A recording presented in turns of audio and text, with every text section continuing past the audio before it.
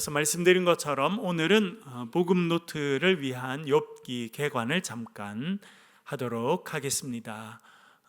최근까지 우리가 역대하를 읽었고요. 그리고는 뭐가 나왔습니까? 역대하 다음에는요, 에스라가 나오고 느헤미야 나오고, 말씀드린 것처럼 에스라, 느헤미야는 사실 한 권의 책이었다고 생각됩니다. 그러다가 어느 순간 두 권의 책으로 발전하였습니다만, 에스라, 느헤미야는 한 권의 책이고 비슷한 시대를 이야기한다는 것을 우리가 배웠습니다. 이스라엘 백성들이 586년, 주전 586년에 멸망해서 포로로 끌려갑니다. 그리고 세 번에 걸쳐서 귀환을 하게 되는데, 첫 번째 귀환은 스룹바벨 536년 스룹바벨이 42,000명 정도 함께 돌아와서 뭘 다시 만드는 걸 배웠습니까, 여러분? 뭘 다시 세우던가요? 성전. 왜냐하면 그것이 그들의 삶의 중심이고 그들의 정체성에 가장 중요한 것이 하나님의 백성이기 때문입니다. 두 번째 귀환은 에스라가 중심이 돼서 돌아옵니다. 에스라는 학자 겸 제사장이었고요. 그래서 돌아와서 백성들에게 뭘 가르칩니까? 율법, 하나님의 말씀을 가르칩니다. 하나님의 말씀이 없으면 백성이 멸망의 길로 가게 되어 있습니다. 그것은 구약시대뿐만 아니라 지금도 마찬가지입니다. 제가 지난주에도 방송 촬영을 위해 서울에 갔다가 예전부터 아주 가까이 지내던 장로님 한 분이랑 또 몇 분들 같이 식사할 수 있었는데, 그분이 최근에 이스라엘에 갔다 오시고 참 많이 놀라셨다는 겁니다. 이스라엘 백성들 얼마나 민하고 아주 도전적인 백성들인지, 전 세계에서 인구 비율로 따져서 가장 많은 스타트업은 새로운 기업이 생겨나는 거거든요. 가장 많이 생겨나는 것이 이스라엘입니다. 우리나라는 똑똑한 학생들이 창업을 합니까? 의대에 갑니까? 장기적으로 봐서 우리나라는 큰 위기. 우리나라 가장 머리가 좋은 학생들, 머리가 잘 돌아가는 학생들은 의대에 들어가고 치대 들어가고 한예대 들어가고 너무 좋은 일입니다만, 이 친구들이 창업을 하는데 훨씬 더 많이 노력을 하고 뛰어들어야 되거든요. 그래서 우리나라 새로운 산업과 새로운 일들이 생겨야 되는데, 그렇지 못한 것이 지금 당장 그 학생들에게는 좋을 줄 몰라도 미래 우리나라는 아주 큰 위기라, 이렇게 생각이 됩니다. 사실은 의대 학생들, 아주 똑똑한 학생들이 들어가서 공부해야 될 만큼 어려운 학문이기도 합니다만, 또 그렇게 최고의 머리 좋은 학생들이 다 거기 들어가야 되느냐, 거기에 대해서는 의문이 많습니다. 왜냐하면 완전히 새로운 걸 만들어내지는 않거든요. 그래서 지금 세상은 훨씬 더 뭔가 새로운 것을 만들어내야 발전해 가게 되어 있습니다. 지난번에도 말씀드린 것처럼 지금은 AI라고 하는 인공지능이죠. 그래서 최근에 이제 챗 GPT라는 회사가 그 프로그램이 나오고, 세계에서 가장 큰 기업 중에 하나인 구글에서 바드라고 하는 그런 또 AI를 새로 만들었어요. 저도 챗 GPT를 전에 써보고, 최근에는 그 구글에서 만든 바드라고 하는 프로그램을 딱 다운받아서 쓰는데 얼마나 편한지 몰라요. 컴퓨터에, 핸드폰에다가 말을 하면 걔가 알아듣고 걔가 다 그걸 해줍니다. 예를 들어 새창조교회가 어딘지 찾아봐, 그러면 걔가 찾아서 딱 알려줍니다. 지금은 그냥 우리가 말을 하면 걔가 이제 영어도 알아듣고 한국말도 알아듣고 일본말도 알아듣고 여러 말로 이제 해도 다 알아듣습니다. 걔가 오늘 아침에는 제가 한국말로 했다가 영어로 했다 그러니까 둘 중에 언어를 하나를 선택해서 말을 하라고 저한테 그러더라고요. 물론 잘 알아들을 수 있긴 하는데 프로그램 자체를 그렇게 만들었나 봐요. 그래도 한국말 해도 알아듣고 영어도 해도 알아듣고. 요즘은 그런 시대예요. 그런 것들은 아예 없던 것을 새롭게 만들어내거든요. 지금 전 세계는 아예 없던 것을 새롭게 만들어내는 사람이 얼마나 많으냐, 그것을 나라에서 해갈 수 있느냐 없느냐가 나라의 운명이 이제 국운이 달려 있습니다. 그것을 잘 하는 나라는요 발전해 가고, 그렇지 못하는 나라는요 쇠퇴하게 돼 있습니다. 우리나라는 딱 지금 경계선에 서 있습니다. 그래서 우리나라의 똑똑한 학생들이 의대에 진학하고 그렇게 하는 건 너무 좋은 일이죠. 그러나 나라적으로는 마이너스가 많다라고 하는 것이 전문가들의 의견입니다. 그래서 말씀드린 것처럼 그 장로님이 우리나라 아주 중요한, 우리나라에서 레이저를 가장 먼저 개발한 벤처 기업을 이끌어가는 그런 분이신데요. 이스라엘에 가서 그 많은 청년들이 이제 그렇게 벤처 기업을 새로 시작하고 도전 정신이 있는 거예요.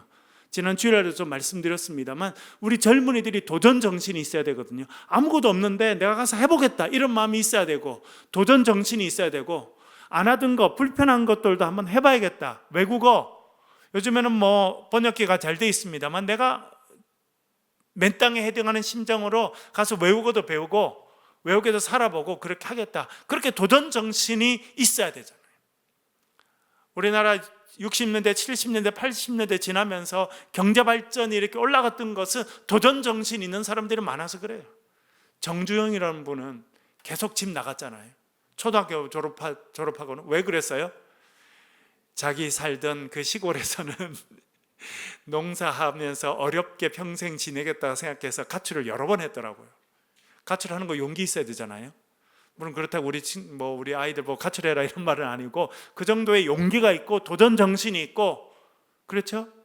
인천에 가서 쌀 가게에서 쌀 운반하는 걸로, 자전거에다 쌀 싣고 나르는 걸로 그렇게 인생을 시작했어요. 그리고는 이 나라가 이렇게 발전하는 데 가장 중요한 기업 중에 하나를 만들어내는 기업 정신이 있었어요. 도전 정신이 있었습니다. 그렇죠? 참 그런 것은 얼마나 중요한지 모릅니다. 정신이 어떻게 되느냐, 제가 지난 주일에도 말씀드렸습니다만 우리 주위에 강대국이 있느냐 없느냐가 중요한 게 아니라 우리가 어떤 마음을 갖느냐 하는 건 너무 중요합니다. 이왕 정주영 씨 이야기를 말씀드렸으니까, 참 정주영 씨가 옆에 있는 그 울산에 조선소를 만들었잖아요. 우리나라 처음에 조선소. 그런데 그 사람이 가서 조선소를 배를 수주받습니다. 조선소도 없는데 배 주문을 먼저 받아요. 그리고 조선소를 지어가면서 배를 만들었습니다. 그런데 돈이 없잖아요. 조선소가 얼마나 큽니까? 여러분 조선소 가보셨어요? 울산에 조선소 가보셨어요? 거제도에 조선소가 큰 게 2개나 있거든요. 저는 저희 집에서 밖으로 딱 나오면 바다가 보이는데 그 바다가 대우조선소라고 하는 조선소가 있어요. 그래서 저는 원하지 않아도 매일 조선소, 그 큰 조선소를 보고 살았어. 이 사람이 조선소를 지으려니까 돈이 없잖아요. 그래서 영국에 가서 돈을 빌리려는데 회사에서 물어본 거, 너를 뭘 믿고 돈을 빌려주느냐? 조선소가 있느냐 그랬더니 조선소가 없다는 거예요. 뭐가 있는데 그랬더니 꿈만 있다는 거예요. 아, 꿈만 가지고 어떻게 조선 배를 만드느냐? 배가 한 조그만한 돛담배도 아니고 그런 상선 큰 배를 어떻게 만드냐? 그랬다는 거예요. 그래서 네가 할 수 있다는 능력이 있는지를 보여달라. 그 영국의 큰 국책은행에서 그렇게 이야기하니까 이 사람이요, 거기서 보통 사람이, 아유 죄송합니다, 만들어 본 적도 없고, 우리 사실은 조선소도 없고요, 조선소 만들 기술도 없고요, 저는 조선소 만들어 본 적도 없습니다. 저는 사실 그냥 쌀 배달하고 말았거든요. 이 정도로 끝인 게 아니고, 차 좀 수리하는 공장 그 정도 하고 말았거든요. 이런 게 아니라 이 사람이 얼마나 도전적이고 적극적인지. 옛날에 우리나라 동전 그 지폐 중에 거북선 그려져 있던 지폐 기억나시나요, 여러분? 얼마짜리였어요? 500원짜리에 지폐가 있었는데 지폐에 거북선이 그려져 있던 거예요. 그걸 끄집어냈어요. 우리나라는 1500년대 벌써 거북선이라는 걸 만드는 나라다. 세계 최초의 철갑선, 이순신이라는 사람이 있었는데 이 사람이 그걸 만들어서 일본 외적들을 싹 일본은 이분들이 훨씬 더 높게 평가하는 나라인데 일본의 배들을 싹 무너뜨리고 전쟁에 승리한 이 철갑선, 거북선을 만든 민족이 우리 민족이다. 그렇게 500원짜리에 적 있는 그림을 보여줬더니 영국 사람들이, 아, 그러면 오래된 역사가 기술이 있는 나라구나 하고 돈을 빌려준 거예요. 저는 참 대단한 사람이라 생각합니다. 그렇잖아요, 여러분. 도전 정신, 그만두지 않는 거예요. 안 되면 될 수 있는 방법을 찾습니다. 합법적인 방법을 찾는 거고, 정말 맨 땅에 헤딩이잖아요, 여러분. 그래가지고 조선소 수주를 먼저 받고 영국 은행 가서 돈을 빌리고, 그래서 여기 울산에 조선소를 지어가면서 배를 만들었어요. 아마 지금 그 생각하면 그 당시도 그렇게 생각하는 사람 다 미쳤다고 그랬어요. 지금은 그런, 죄송합니다, 미친 생각을 하는 젊은이들 별로 없습니다. 왜요? 그래서 의대 들어가려는 거 아니에요? 의대 들어가서 그냥 한 달에 몇 천만 원 돈 벌어야지, 그냥 대기업에 내 빨리 취직해야지, 그냥, 그렇죠? 안정적인 그냥 공무원 빨리 해야지.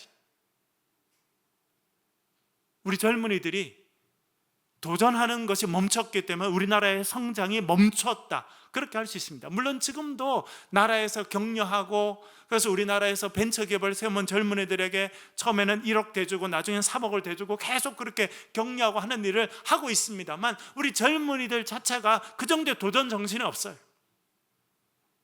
새로운 데 발을 디뎌보고, 정말 하나님께서 나를 통해서 새로운 일을 하실 거다라고 하는 그런 꿈이 있어야 되는데 그런 것이 없습니다. 그래서 우리가 말씀으로도 돌아가서 말씀 가운데 우리를 돌아보고 우리 자녀들을 말씀으로 양육시켜야 될 그런 이유가 그게 있는 거예요. 에스라가 돌아와서 하나님 말씀을 교육합니다. 왜냐하니까 백성들이 자기가 누군지 몰라요. 하나님 말씀을 모릅니다. 하나님 말씀이 없으면 뭐가 없냐면 꿈이 없어요. 꿈이. 묵시가 없으면 백성이 망한다, 그렇게 말했습니다. 묵시가 뭐냐면 하나님의 말씀, 계시를 말하는 것입니다. 하나님의 말씀, 계시를 받는 그런 백성이 되지 못하면 백성들은 결국 망한다는 겁니다. 그래서 에스라가 돌아와서 말씀을 가르치잖아요. 3차 귀환은 느헤미야가 총독으로 와서 이제 그가 성벽을 쌓게 되고, 느헤미야는 나라의 행정적인 기초를 놓고 성벽을 세우고 자존심을 세우는 일을 하고, 한편으로는 또 학자 겸 제사장인 에스라와 함께 말씀을 계속 가르치는 그런 일들을 하게 됩니다. 그래서 완전히 멸망했던 유대인이 다시 나라가 서게 되고 다시 일어나게 되는 그런 역사가 있었다라고 하는 것을 배우게 되었습니다. 그리고 에스라, 느헤미야 다음에 뭐가 나오던가요?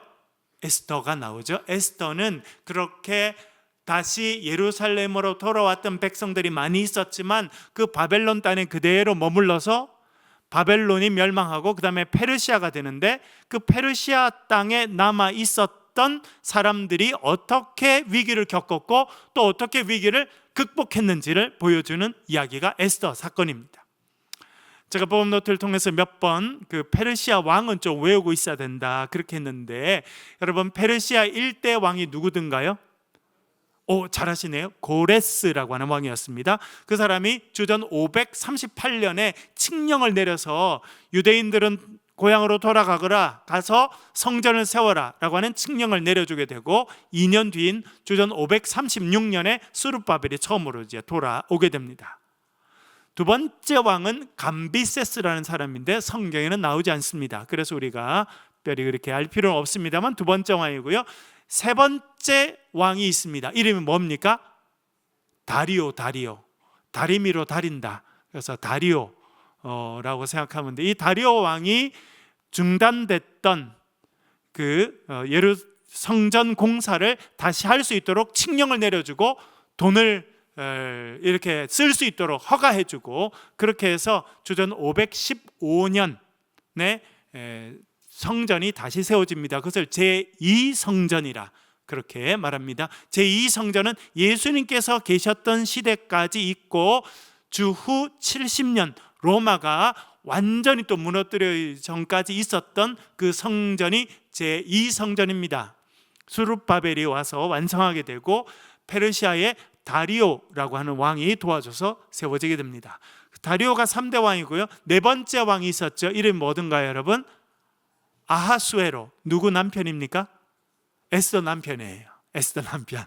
그래서 이 에스더 이야기는 네 번째 페르시아의 임금이었던 아하수에로 왕, 역사적으로는 그 사람을 크세르크세스라 그렇게 이야기합니다. 크세르크세스. 그 사람이 주전 480년 이제 아테네를 중심으로 한 그리스 연합군과 전쟁을 하는 아주 유명한 살라미스 해전이라고 하는 해전을 치른 왕이 이제 그 에스더의 남편인 크세르크세스고 성경에서는 아하수에로 왕이라고 되어 있습니다. 그리고 아하수에로 왕 다음에 다섯 번째 왕 이름이 뭔가요? 아닥사스다이고, 아닥사스다 왕일 때 아닥사스다 왕에게 포도주를 따로 주던 신하가 있었죠. 그 신하 이름이 뭡니까? 그 사람이 느헤미야예요. 그래서 에스더가 먼저 있고 에스더 다음에 에스라와 느헤미야가 이렇게 이어진, 역사적으로는 그렇다고 하는 것을 여러분 머릿속에 이렇게 잘 넣어두시면 좋겠습니다. 그렇게 해서 이제 포로로 잡혀간 이야기, 그리고 포로에서 돌아온 이야기, 그리고 돌아오지 않았고 그 바벨론 땅, 나중에는 페르시아 땅에 살았던 사람들이 어떻게 살았는지 그렇게 쭉 정리되어 있는 것이 역대상하, 그다음에 에스라, 느헤미야, 에스더까지입니다. 그리고 이 이야기는 또 언제 이어지냐면 나중에 우리 나오게 되는 이사야, 예레미야, 에스겔, 그리고 12 선지자들, 이런 사람들이 전부 다 북이스라엘과 남유다가 망하기 직전, 그리고 망한 이후에 돌아와서 이야기와 전부 다 연결되어 있습니다. 그런데 우리가 오늘부터 묵상하기 시작한 욥기는 전혀 다른 이야기입니다. 그래서 우리가 배경을 좀 충분히 알 필요가 있는데요. 첫 번째, 욥기의 시대적 배경을 살펴보겠습니다. 욥기 시대적 배경은 언제라는 것입니까? 족장 시대라, 그렇게 말할 수 있겠습니다. 족장하면 여러분 떠오르는 사람이 있죠? 누가 떠오릅니까? 아브라함 아들이 누굽니까? 이삭이고, 이삭 아들이요? 야곱이고, 야곱 아들이 요셉이고, 이렇게 연결되어 있죠. 제가 대학 1학년 때인 것 같습니다. 제가 처음에 이제 신학과에 들어가서 구약 개론이라고 하는 과목을 배웠거든요. 그러면서 그때 가르쳐준 교수님이 창세기부터 이렇게 쭉 이제 말라기까지 한 학기 동안 그 간단한 내용들을 살펴보는 건데 중간고사로 시험 문제를 내줬습니다. 그럼 뭐냐면 성경을 정확한 내용은 제가 생각이 안 나는데 성경의 내용 가운데 한 구절을 이렇게 택해서 그것을 나름대로 해석해 보는 그런 과제를 내주셨던 게 기억나는데, 어떻게 보면 제가 대학 들어가서 가장 먼저 해서 냈던 과제, 숙제 가운데 하나였는데 제가 뭐에 대해 썼느냐면 아브람과 이삭을 비교하는 이야기를 썼어요. 그때는 그냥 컴퓨터도 없이 그냥 손으로 이렇게 연필로 써서 냈기 때문에 없어지고 말아서 좀 아쉽습니다만 머릿속에 있어요. 결론은 뭐였냐면 아버지 아브람과 이삭 참 많이 닮았다는 겁니다. 어떤 부분에 닮았어요? 위기에 처하면 자기 아내를 동생이라고 한다는 거. 그렇죠? 꼭 그 부분은 닮았더라고요. 자기 아버지 아브람도 애굽에 갔더니 애굽의 그 왕이 사라가 너무 예쁘고 탐난다 그랬더니 뭐라 그래요? 자기 제 아내예요, 건드리지 마세요 이래야 되는데 저 동생이거든요, 마음대로 하세요 이렇게. 그걸 꼭 이삭이 배워가지고, 그렇죠? 이삭도 똑같이 하고.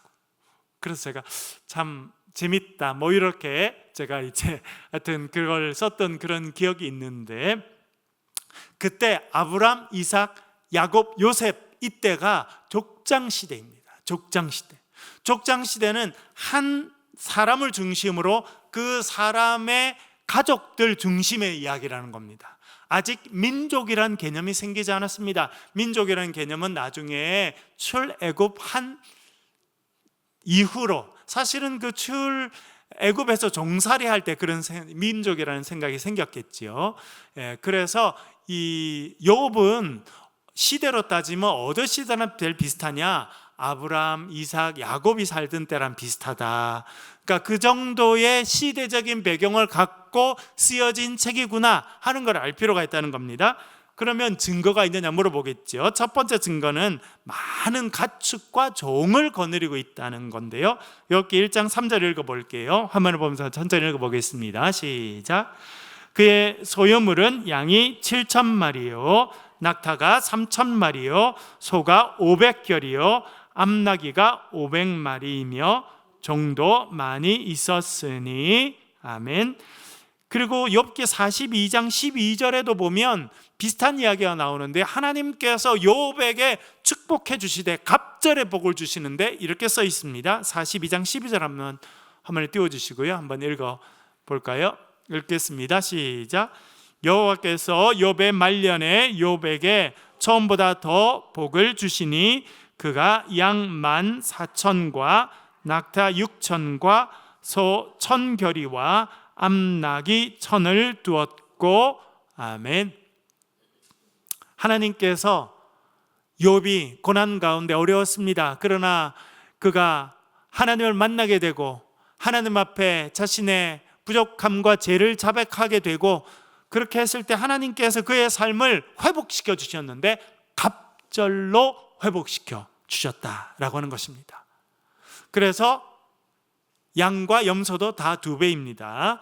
양이 처음에는 7,000마리였는데 몇 마리가 됐을까요? 7,000마리가 14,000마리가 되고요. 낙타는 3,000마리였는데 몇 마리가 됐을까요?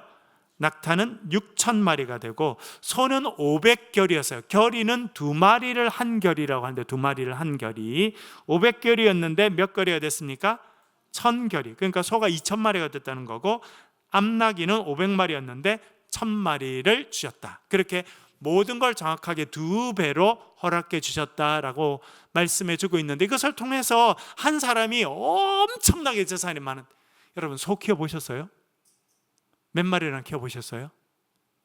저희 집에는 늘 한 마리 있었어요. 제가 어릴 때. 염소는 많았어요. 그리고 염소는 새끼를 진짜 잘 낳습니다.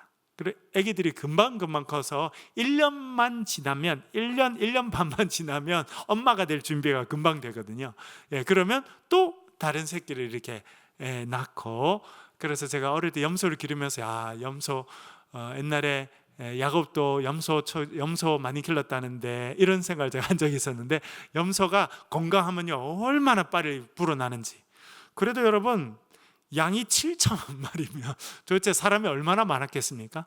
그래서 혼자 다 관리할 수 없었기 때문에 누가 있었다는 겁니까? 그 집에 종들이 많았다. 그래서 이런 특징들이 사실은 아브람과 이삭, 야곱의 어떤 모습을 그대로 보여주고 있다는 것을 알게 되겠습니다. 두 번째는 직접 번제를 드리는 모습이 나옵니다. 읽어볼게요. 창세기 22장 13절 아브람이 나오는 부분인데요. 읽어볼게요. 시작. 이 눈을 들어 살펴본즉 한 숫양이 뒤에 있는데 뿔이 수풀에 걸려 있는지라 아브라함이 가서 그 숫양을 가져다가 아들을 대신하여, 아들을 하나님께서 뭘로 바치라 말씀하셨습니까? 번제. 여러분 구약의 번제는 누가 드리는 겁니까? 제사장이에요. 그것은 나중에 출애굽하고 광야에서 성막이 생기게 되고 아브라함이 제사장이 되고 아브라함의 자손들이 제사장이 됐을 때 그때는 일반 백성들이 원한다고 번제를 드릴 수가 없었습니다.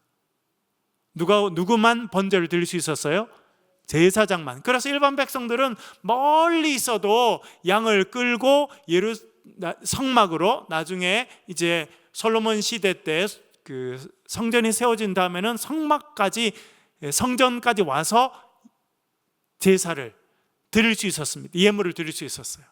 여러분 이스라엘의 1대 왕이 누구입니까? 제일 첫 왕 이름이 무엇입니까? 사울이죠. 나중에 사울이 하나님께 버림받는 장면이 나옵니다. 언제입니까? 아니 전쟁을 나아가야겠는데 하기 전에 하나님께 제사를 드리고 번제를 드리고 예배를 드리고 가야 되는데 사무엘이 안 나타나는 거예요. 백성들은 지금 빨리 전쟁터 나가자고 하고 사무엘은 없고, 그러니까 사울이 번제 드려버렸어요. 그래서 책망받게 됩니다. 왜? 왕이 하지 말아야 될 일을 했다는 거예요. 아무리 왕이라도 번제는 하나님께서 선택하신 제사장, 선지자들, 그런 사람만 할 수 있는데 왕이 월권했다는 거예요. 그래서 그것이 이제 하나님께 버림받게 되는, 하나님의 질서를 따르지 않아서 이제 버림받게 되는 시작 중에 하나가 왕이 급해서 자기가 번제를 드린 거예요. 그러니까 모세 이후로 이 성전 제사의 어떤 규칙이 정해지고 난 다음에는 이거를 함부로 할 수 없었습니다. 그러니까 아무나 할 수 없었다는 거예요. 그러나 그것이 생기기 전에 족장 시대에는 아브라함이 자기 스스로가 번제를 드렸다는 겁니다. 그렇죠? 그래서 아들이 아니라 하나님께서 준비하신 숫양을 번제로 하나님께 드렸다라고 하는 것인데, 욥기 42장 8절 읽어보겠습니다. 욥기 42장 8절 읽겠습니다. 시작. 그런즉 너희는 숫소 7과 숫양 7을 가지고 내 종 욥에 가서 너희를 위하여 번제를 드리라. 내 종 욥이 너희를 위하여 기도할 것인즉 내가 그를 기쁘게 받으리니 너희가 우매한 만큼 너희에게 갚지 아니하리라. 이는 너희가 나를 가리켜 말한 것이 내 종 욥의 말같이 옳지 못함이라. 아멘. 여기 너희는 우리 좀 이따 배우겠습니다만 욥의 세 친구를 말합니다. 하나님께서 욥의 세 친구들에게 너희들이 가서 소 7마리, 양 7마리를 가지고 욥에게 가서 그리고 욥과 함께 번제를 드리라는 겁니다. 이 빌닷이나 소발이나 이 친구들이 제사장이 아니거든요. 그런데도 그 사람이 가서 하나님 앞에 번제를 드리도록 했습니다. 이것은 족장 시대에서나 이루어졌던 일이지 이제 모세의 율법이 주어지고 제사장 제도가 생긴 이후로는 일반 사람들이 함부로 번제를 드릴 수 없었습니다. 그래서 이 욥의 배경은 족장 시대와 같구나 이런 생각을 하게 되고요. 세 번째는 화폐 단위인데요. 화폐 단위가 등장합니다. 한번 읽어보겠습니다. 욥기 42장 11절 읽어볼게요. 42장 11절 같이 읽겠습니다. 시작. 이에 그의 모든 형제와 자매와 이전에 알던 이들이 다 와서 그의 집에서 그와 함께 음식을 먹고 여호와께서 그에게 내리신 모든 재앙에 관하여 그를 위하여 슬퍼하며 위로하고 각각 캐시타 하나씩과 금고리 하나씩을 주었더라. 아멘. 여기에 제일 마지막에 캐시타 하나씩과 금고리 하나를 주었다 이렇게 이야기하잖아요. 캐시타라고 하는 것이 돈의 단위입니다. 여러분 신약 성경에 와도 여러 돈 단위가 있다는 것을 아시죠 여러분? 일반 백성들이 하루 일해서 버는 그 돈을 뭐라고 한다고 배웠습니까? 1 데나리온. 그렇죠? 데나리온. 1 데나리온. 가난한 과부가 와서는 뭘 드립니까? 2 렙돈. 1 고드란트. 이거 렙돈, 고드란트, 데나리온 이게 전부 다 돈 단위를 말합니다. 달란트도 돈 단위를 말합니다. 그 시대에 헬라 시대에 사용되는 말, 로마 시대에 사용되는 말, 돈의 단위가 달랐습니다. 지금 여러분 대한민국은 어떤 돈을 쓰고 있습니까? 물론 요즘에는 저도 호주머니 뒤져봐도 동전 하나 안 들어있어요. 그렇죠? 요즘에는 뭘로 다 사용합니까?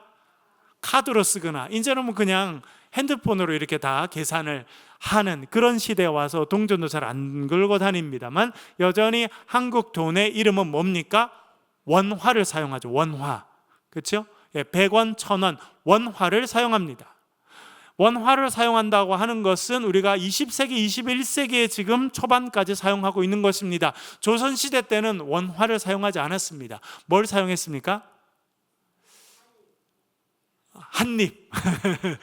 아마 엽전 이렇게 상평통보 이제 그게 이 역전을 부른 이름들은 바뀝니다만 그 이름을 딱 들으면 이게 조선 전기였구나 조선 후기였구나 그 당시 쓰여졌던 동전을 엽전을 부르는 이름들이 다 다릅니다. 그래서 그 이름을 딱 들으면 상평통보면 조선시대 언제쯤부터 언제까지 사용됐던 돈인데 그것이 언급되면 그 시대를 반영하는 거구나 금방 생각할 수 있습니다.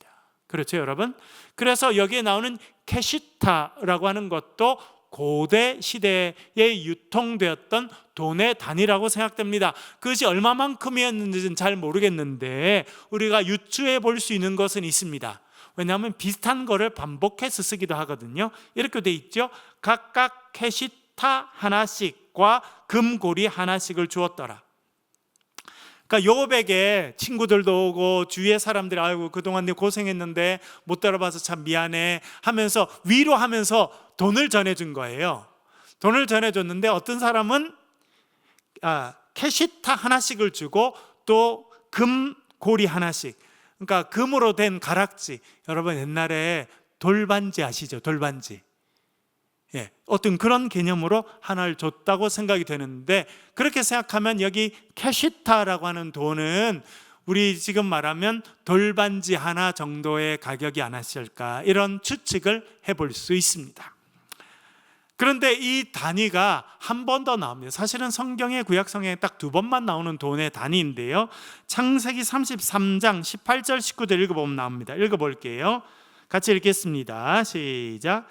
야곱이 밧단 아람에서부터 평안히 가나안 땅 세겜 성읍에 이르러 그 성읍 앞에 장막을 치고 그가 장막을 친 밭을 세겜의 아버지 하몰의 아들들의 손에서 백크시타에 샀으며.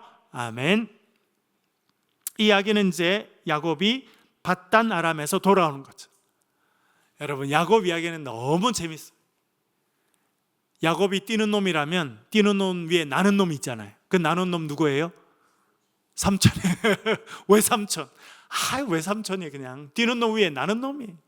야곱이 거짓말 잘하는데 야곱보다 한 10배 잘하는 삼촌을 만나서 아주 속되어 말해 칙하게 고생하고 자기의 모습을 돌아보게 된 거죠. 그리고 다시 돌아옵니다. 어디로 돌아오냐면 세겜 땅으로 돌아옵니다. 세겜 땅이 그 당시부터 이제 아주 중심지 역할을 하게 됩니다. 오랫동안 세겜이. 지금도 세겜에 가면 산이 2개가 있어요. 무슨 산입니까? 그리심산과 에발산이 지금도 있는 그 역사적으로 중요한 그 세겜 땅에 정착하면서 그가 그 동네 살던 사람들에게 땅을 구매하게 됩니다. 그럴 때 얼마를 줬다고 되어 있습니까? 100크시타.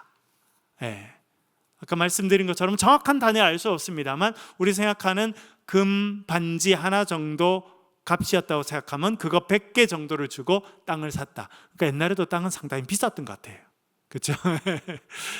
하여튼 이 크시타 혹은 캐시타라고 우리나라에 이렇게 번역되어 있는데, 이 단위가 쓰이는 걸 봐서는 야곱 정도 시대, 그쯤 시대에 관련된 이야기가 이 욥 이야기구나 하는 걸 알게 됩니다. 두 번째 욥의 특징과 개요를 좀 살펴볼게요. 첫 번째는 뭐냐면 산문체와 운문체가 함께 쓰인다는 겁니다. 참 재밌는 부분인데요, 1장과 2장 가장 첫 번째 부분, 그리고 제일 마지막 42장 7절부터 17절은 산문체입니다. 뭐냐면 우리가 보통 소설이나 수필을 쓸 때 산문체를 쓰죠. 그렇게 쓰였다는 겁니다. 그런데 3장부터 42장 6절까지는 운문체, 뭡니까? 시로 되어 있다는 거예요. 시로. 그러니까 지금 욥과 친구들이 대화할 때는 심지어 나중에 하나님이 말씀하실 때도 뭘로 말씀하셨다는 겁니까? 시로 말씀하셨다. 여러분, 요즘에도 여러분은 시로 말씀합니까? 안 합니까? 어떻게 시로 이야기하나? 우리 조상들은 적어도 시로 좀 많이 배웠던 분들은 시로 이야기했던 것. 좀 대표적인 예가 이방원과 정몽주가 나눈 대화입니다. 이방원이 이렇게 말하죠. 이런들 어떠하며 저런들 어떠하려, 만수산 드렁치기 얼거진들 어떠하리, 우리도 이같이 얼거져 100년같이 누리리라. 요게 지금 정몽주한테 이방원이 던진 대화예요. 그렇죠? 이름하여 하여가라고 하는 시로 한 수 읊으면서 우리가 같이 어울려서 잘 지내자, 빨리 고려 그만두고 조선을 같이 세우자, 이렇게 이야기한 거예요. 그랬더니 고려의 마지막 충신인 정몽주가 뭐라고 대답합니까? 그 유명한 단심가, 이 몸이 죽고 죽어 100번 고쳐주고 백골이 진토되어 넋이라도 있고 없고 님 향한 일편단심이야 가실 줄이 있으랴 라고 대화했다는 거예요. 얼마나 이렇게 운치가 있고 그런지. 그래서 정몽주는 나의 마음은 님을 향한 일편단심에 변하지 않는다라고 뜻을 전합니다. 그랬더니 이제 이방원이가 나중에 개성에 있는 선주교, 지나가는 정몽주를 철퇴로 쳐서 죽여버리고 이제 조선을 건국하는 일을 하게 되었다는 건데요. 그렇게 대화를 주고받을 때 시로 했다는 건데, 이 욥기의 대부분은 이런 시로 대화를 주고받았던 그 이야기라는 겁니다. 그 다음 넘어가면요, 전체 개요를 잠깐 볼게요. 1, 2장은 욥을 소개하고 욥의 고난을 소개합니다. 3장부터 37장은 욥이 친구들과 대화하는 이야기로 되어 있고요, 38장부터 46장까지는 이제 욥이 친구들과 대화하다가 이제 하나님과 대화하는 장면이 나옵니다. 그리고 42장은 욥의 회복에 대한 결론 이야기가 나옵니다. 그리고 이 대화는요, 이 친구들과 대화는 3차로 이루어져 있는데요, 1차는 먼저 보면 여기 이제 친구들 이름이 나오는데요, 여러분, 욥이 자기의 신세를 한탄합니다. 그랬더니 엘리바스가 쭉 이야기하면 욥이 대답하고, 빌닷이 또 이야기하면 욥이 대답하고, 소발이 또 말하고, 이렇게 하는 거로 1차 대화가 됩니다. 2차 대화는요 똑같습니다. 욥이 또 소발이 했던 이야기를 하니까 다시 엘리바스가 이야기하고, 욥이 이야기하고, 빌닷이 이야기하고, 욥이 이야기하고, 또 소발이 이야기하고, 이 세 명의 친구와 두 번째 대화를 나눴어요. 3차 대화가 또 나옵니다. 욥이 말하고, 엘리바스가 말하고, 욥이 말하고, 빌닷이 말하고, 욥이 말하고, 소발이 나와야 되는데 소발은 세 번째 대화는 소발은 하지 않습니다. 이렇게 해서 세 번에 걸쳐서 친구들과 대화가 이루어지는, 그것이 중요한 장면이고요. 독특한 게 두 번이 나오는데 독백이 나옵니다. 독백. 첫 번째 독백은요, 지혜의 독백입니다. 그러니까 여러분 쭉 읽다가 아무 설명 없이 28장이 딱 가면 내용이 좀 다르네, 누가 하는 이야기지 할 수 있는데, 28장은요 지혜가 자기 자신을 이야기하는 거예요. 그러니까 지혜를 의인화시켜서, 여러분 지혜는 눈에 보이지 않잖아요. 여러분 눈에 보이지 않는 이 지혜가 마치 사람처럼 무대에 등장해서 자기 자신이 누군지를 설명하는 것이 28장이에요. 그래서 28장 제일 마지막 절은 이렇게 나옵니다. 보라, 주를 경외함이 지혜요 악을 떠남이 명철이니라. 어디서 많이 들어본 것 같잖아요. 읽어볼게요, 여러분. 보라, 주를 경외함이 지혜요 악을 떠남이 명철이니라. 잠언과 되게 가깝다는 걸 아시겠죠? 그래서 잠언, 그래서 이 욥기 잠언 전도서가 지혜 문서라고 하는 것이 지혜에 관한 강조가 되어 있는데요, 그래서 28장은 지혜가 마치 사람처럼 막 독백하는 장면이 28장에 나옵니다. 그리고 32장부터 37장은 또 다른 친구 하나가 등장하는데, 엘리후라고 하는 사람입니다. 이 사람은 욥의 친구는 아니고 욥보다 훨씬 나이가 젊은 친구인데, 엘리후가 젊은 사람이니까 겁이 없잖아요. 그래서 누구를 향해서 이야기를 하냐면 욥과 세 친구를 향해서 너희들 다 틀렸어, 이렇게 말하는 것이 엘리후인데, 엘리후가 말하는 것이 32장부터 37장까지 나오게 됩니다. 그리고는 대화는 끝마치고 하나님의 말씀이 38장부터 나옵니다. 욥기가 던지는 질문이 이제 더 많이 있습니다만 4개 정도로만 제가 정리를 해봤는데요. 첫 번째는 우리의 삶에 왜 고난이 있는가 하는 것입니다. 여러분 사실은 종교가 존재하는 이유가 딱 이것입니다. 핵심적인 이유가 이거예요. 제가 젊은 사람들 주례를 할 때가 있거든요. 제가 주례할 때는 그냥 주례석에서 절대 만나지 않고 반드시 한 번은 그 전에 만나서 식사를 하거나 차를 마시고 하는 이 일을 지금까지 제가 해오고 있는데, 그때 제가 뭐라 그러냐면 꼭 이야기해요.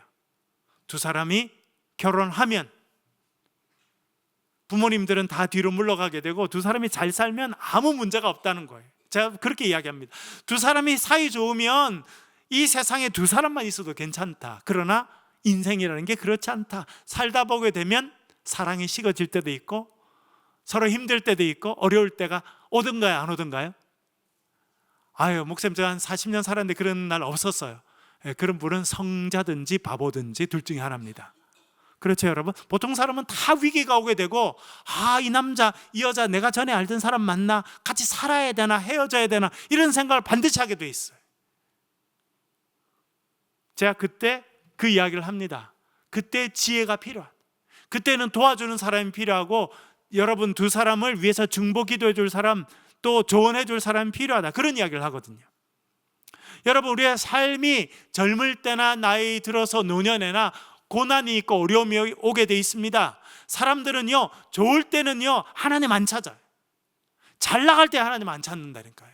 성공하면 하나님 찾아올 것 같으죠? 안 그래요. 사람들이 언제 하나님을 깊이 찾게 됩니까? 고난이 다가오면. 그래서 이 고난에 관한 문제에 대해서 해답을 주는 것이 어떻게 보면 종교의 가장 기본적이고 근본적인 역할입니다. 그 질문을 욥기가 던지고 있습니다. 왜 우리의 삶에 고난이 있느냐? 그 고난의 의미에 대해서 질문을 던지는 것이 욥기이고, 그래서 욥기는 참 어렵지만 깊이 읽고 이해하게 되면 고난에 대해서 이해할 수 있는 대단히 중요한 책입니다. 그래서 고난에 대한 이해는요, 곧 그것이 지혜입니다. 잘 되는 것을 찾는 것이 지혜가 아니고요, 여러분, 우리의 삶에 있는 문제를 해결하고 우리의 삶에 있는 고난의 의미를 찾고, 그래서 낙심한 자가 일어날 수 있게 하는 것이 지혜이거든요. 그래서 이 고난에 대한 질문을 던지고 있습니다. 두 번째, 그와 연관해서 하나님은 지금도 우리를 통치하시느냐? 신학적인 표현으로 말씀드리면 이걸 신정론이라고 합니다. theodicy, 좀 어려운 단어죠. 상당히 어렵습니다. theodicy, 하나님은 지금도 통치하시느냐? 우리는 교회 다니고 당연히 하나님 통치하시지. 많은 사람들은 신이 정말 이 땅들을 다스리고 있다면 왜 악이 존재하느냐?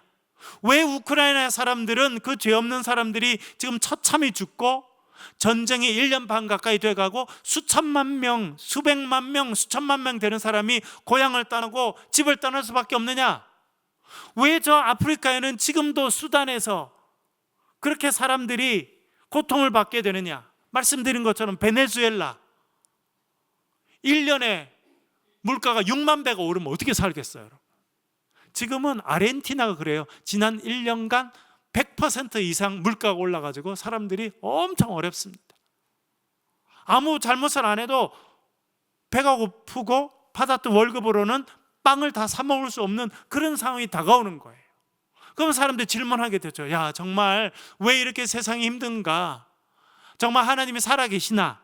하나님은 정말 다스리시느냐? 그에 대한 질문이 신정론이라고 하는 좀 어려운 단어인데, 그것으로 되는 건데, 악의 존재와 하나님의 다스리심에 대한 질문인데, 그것을 욥이 던지고 있습니다. 그것도 역시 지혜입니다. 그것을 깨닫는 것이 정말 큰 지혜예요. 그래서 세 번째는 지혜란 무엇인가? 그래서 결론적으로 우리가 정말 이 삶에서 필요한 것이 지혜인데, 여러분 말씀드렸죠? 여러분 앞으로 외우는 지식으로는요 할 수 있는 게 별로 없어졌습니다. 아까 말씀드렸죠? 제가 지금 최근에 깐 그 스마트폰한테 제가 말만 하면 걔가 알려준다니까요. 알려줘요. 어느 정도 수준으로 알려주느냐? 지금 인공지능이 돼 있는 걔가 어느 정도로 알려주느냐? 뭐 다들 평가가 다릅니다만 대학 한 3, 4학년 정도 수준, 혹은 대학원 1학기 정도 수준의 지식을 우리에게 알려줍니다. 상당히 높죠, 여러분. 대학 4학년이나 석사 1학기 정도의 그 정도로 공부를 해야 가질 수 있는 지식의 양을 우리에게 바로 알려준다니까요. 지금은요. 이게 더 높아질 겁니다, 앞으로. 그러니까 대학 안 다녀도 지금은 이제 별로 상관이 없어졌어요. 그렇죠? 예, 걔 프로그램만 잘 깔아서 걔한테 질문만 잘 던지면 걔가 그런 걸 다 알려준단 말이에요. 지금은 달달 외우는 지식이 별로 필요가 없어졌습니다. 물론 제가 말씀드린 것처럼 그러면 아예 안 배워도 되느냐? 아니요. 많이 배우고 그 다음에 지혜의 단계로 가게 되기 때문에 지식이 필요 없다 말씀드린 건 아니에요. 그러나 우리가 지식, 달달달 외워야 될 지식을 위해서 그렇게 시간을 많이 투자할 필요는 없다라고 하는 것을 말씀드립니다. 그래서 지금의 시대는 IT, 정보 테크놀로지의 시대에서 지혜의 시대로 넘어가고 있다. 제가 여러 번 말씀드렸죠. 예, 그래서 더 필요한 것이 뭐냐면 이 말씀의 지혜. 이 욥은 벌써 우리가 시대적인 배경을 말씀드린 대로 고대 시대에 벌써 수천 년 동안 고민해 왔던 그 문제에 대한 나름대로의 해답을 썼고, 그것을 배울 수 있는 것이 지혜 문서고 욥기이기 때문에 이 욥기의 문제들을 우리가 잘 고민하고 잘 묵상하는 가운데 지내면 우리가 지혜를 얻을 수 있다는 거예요. 이 지혜는 삶의 문제를 해결할 수 있는 근본적인 힘이 됩니다. 세상의 흐름을 분별하고 판단할 수 있는 분별력을 주는 것이 지혜입니다. 그래서 지혜가 중요한데 이 욥기는 지혜가 무엇인가 라고 하는 질문을 합니다. 그리고 네 번째는 우리의 삶은 어떻게 회복되느냐. 고난을 당하고 질병을 경험하게 되고 어려움을 겪지만 결국 회복되게 되거든요. 그것이 구원이고 그것이 은혜이고 그것이 우리의 삶의 희망인데, 그러면 우리의 삶은 어떻게 회복될 수 있는가, 그런 질문을 던지고 그에 대한 나름의 해답을 주고 있다, 그렇게 생각할 수 있겠습니다. 여러분, 욥기를 통해서 하나님께서 이 시대에 주시는 지혜를 얻는 복된 삶이 되시길 주의 이름으로 간절히 축원합니다. 기도하겠습니다. 우리 소리를 내서 동서로 같이 한번 기도하겠습니다. 기도하실 때 하나님, 정말 우리가 욥기를 묵상하고 지날 때 욥기를 통해서 우리가 지혜를 얻게 하시고 하나님의 살아계심을 경험하게 하시고 지금도 역사하시는 하나님을 경험하며 정말 지혜의 사람들로 성장할 수 있도록 도와주십시오. 기도해 주시고요. 이 나라와 민족을 위해서 기도하겠습니다. 지도자들을 위해서 기도해 주시고 우리 젊은이들을 위해서 기도해 주시고 정말 새로운 일들을 시작하는 용기가 있는 젊은이들은 많아지고 믿음의 사람들 많아질 수 있도록 도와주시옵소서. 소리를 내서 동성으로 같이 한번 기도하겠습니다.